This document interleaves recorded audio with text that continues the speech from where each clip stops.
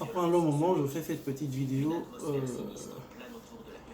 parce que je suis en train de voir, de suivre les images de Kisantu. Et franchement, je me suis dit, il y a quelques semaines, je suis passé par là. Ça aurait pu être moi, ça aurait pu être n'importe qui. Mais ce qui est décevant dans notre pays, c'est que on a perdu la notion de responsabilité. Les choses se passent et les gens vont s'indigner et ça passera comme ça. Ces gens-là sont morts, ces personnes sont mortes comme ça, gratuitement. Ils vont partir et après il n'y aura rien. Il n'y aura pas de responsable, ni l'État, ni les propriétaires de ces véhicules, ni le propriétaire du pétrole qu'il y avait dedans. Personne ne sera responsable. Il y a eu des dommages qui ne seront forcément pas réparés. Et c'est pathétique, c'est triste.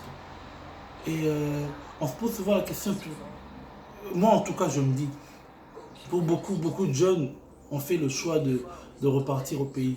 Et lorsqu'on vient, on vient par moment en Europe, on se dit mais pourquoi ces choses aussi simples ne se font pas chez nous?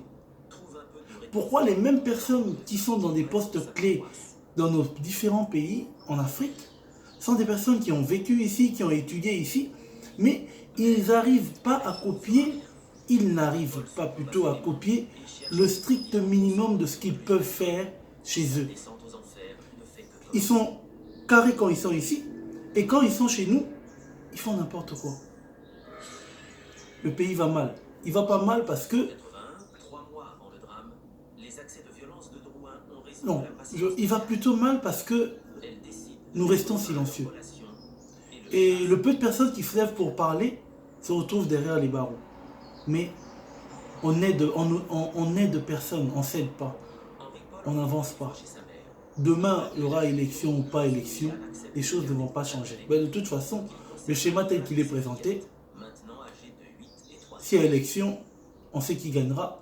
S'il n'y a pas élection, on sait ce qui va se passer. Donc ça sera encore rebelote pendant 2-3 ans. Mais entre-temps, les vies partent. Quand vous allez dans les hôpitaux, vous voyez des gens qui sont en train de mourir pour manque d'argent. Ils se font pas, les premiers soins ne sont pas administrés, les enfants ne vont pas à l'école. Des fois, tu choisis de vivre dans un quartier, tu te dis, ouais, mais bon, tiens, j'essaye de vivre dans un quartier, entre guillemets, un quartier bien coté. Mais tu te lèves, tu n'as jamais d'eau chez toi. Tu as l'électricité, tu te demandes tous les matins, tu te lèves, tu es stressé, tu ne sais même pas s'il y aura du courant ou pas. Donc tu es obligé, quand tu as un minimum d'électricité, de faire le repassage. Et quand tu as ce luxe de t'offrir un lavandier, le lavandier en question, il vient, il ne travaille même pas parce qu'il n'a jamais d'électricité. Il n'y a pas d'eau, il n'y a pas d'électricité, il n'y a pas de voirie, il n'y a rien. Mais tout doit commencer quelque part. On ne dit pas que les gens qui sont là n'ont rien fait. Ils ont peut-être fait quelque chose, mais ils n'ont pas fait les choses à la hauteur de la demande, de la demande qu'il y a. Ils n'ont pas fait les choses à la hauteur du besoin du peuple. Ce qui est anormal devient normal. On fait des choses anormales, des réalités quotidiennes que nous acceptons. Et, mine de rien, nos enfants naissent avec ces choses-là.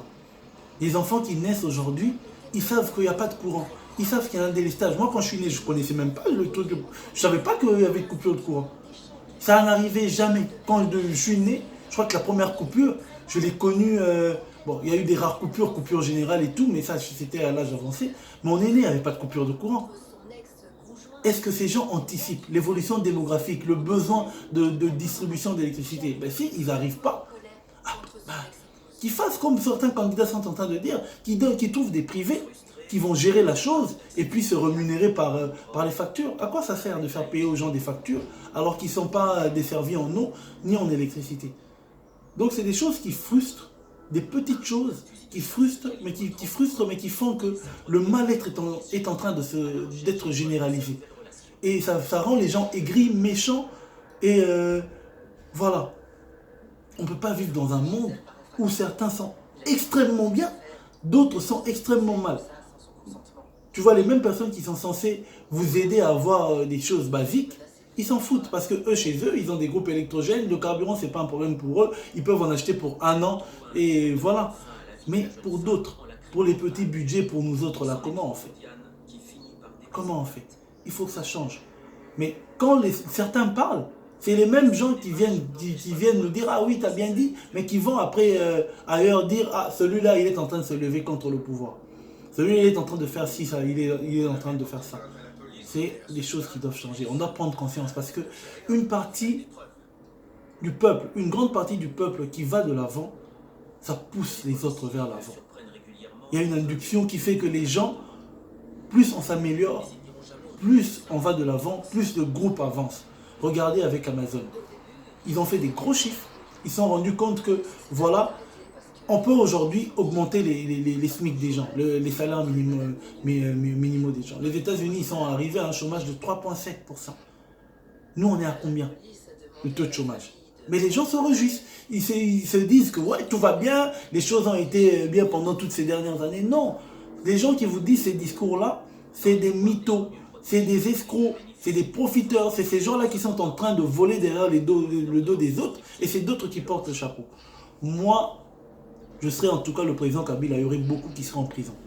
Beaucoup, mais ça serait une liste mais interminable des gens qui seraient en prison parce que c'est des gens qui ne l'ont pas aidé, qui font qu'aujourd'hui, si on l'insulte, on parle mal de lui, c'est parce que derrière, il y a des gens qui disent on fait ci, mais derrière, ils vont faire ça. Qui prennent l'argent qui sont destinés à mettre des bitumes, à faire des routes, ils vont construire leur maison, ils finissent de construire leur maison, ils construisent les maisons de leur maîtresse, ils finissent de construire les maisons de leur maîtresse, ils construisent les maisons de leur famille, et ainsi de suite, un cercle vicieux. Même ceux qui viennent, ceux sur qui on a posé nos espoirs, on a dit voilà, ceux-là ils pourront faire quelque chose, niente, que dalle, zéro. Il faut à un moment donné qu'on se lève. Vous êtes beaucoup aujourd'hui à vous être présenté comme candidat président de la République, comme député et tout. C'est bien. Mais il faut y aller avec un objectif. Il faut y aller avec un but. Si le but c'est de se dire que oui, je veux faire campagne, je veux mettre